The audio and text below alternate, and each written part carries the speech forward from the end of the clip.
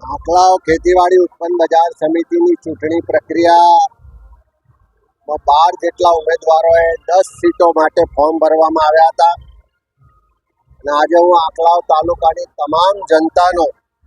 તમામ રાજકીય આગેવાનો, સામાજિક આગેવાનો,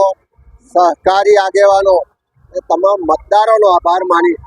કે સૌએ કોંગ્રેસની પેનલ પર વિશ્વાસ મૂકી અને 2 ફોર્મ આજે પાછા ખેંચાઈ ગયા છે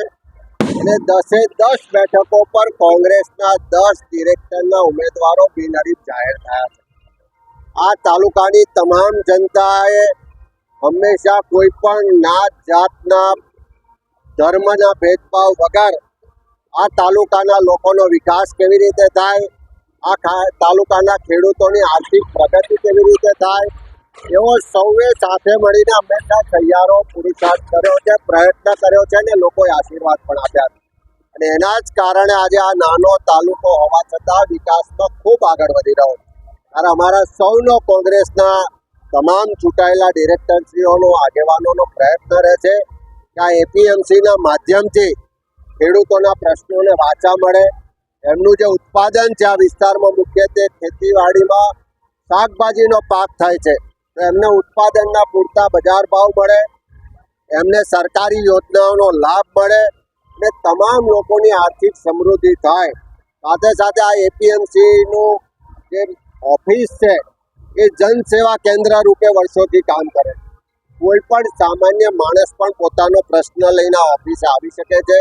એને મદદરૂપ થવાનો પૂરો પ્રયત્ન થાય છે. અને આજે ફરીથી હું આભાર માનીશ તમામ રાજકીય, સામાજિક, સહકારી આગેવાનો અને મતદારોનો કે જેમણે ફરી કોંગ્રેસ પર વિશ્વાસ મૂકી અને કોંગ્રેસના ઉમેદવારોને આજે બિનહરીફ ચૂંટાયેલા જાહેર કર્યા છે અને સાથે સાથે આવનારા વખત સમયમાં લોકો વચ્ચે રહી લોકોની સેવા કરવાનું કામ અમારા તમામ લોકોનો જે સંકલ્પ છે ખૂબ વિશ્વાસ સાથે આવનારા દિવસોમાં પૂરું કરીશું. છેલ્લા 20 વર્ષથી આ સંસ્થાનો જે રીતે વહીવટ થયો છે, કોઈ પણ નાત જાત ધર્મના ભેદભાવ વગર,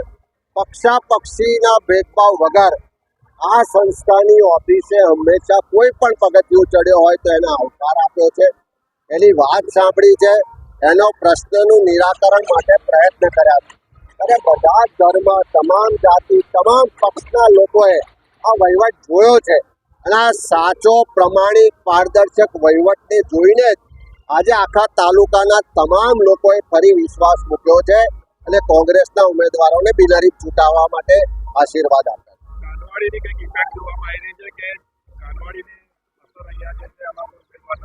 કાનવાડી ગામના લોકોને અંધારામાં રાખી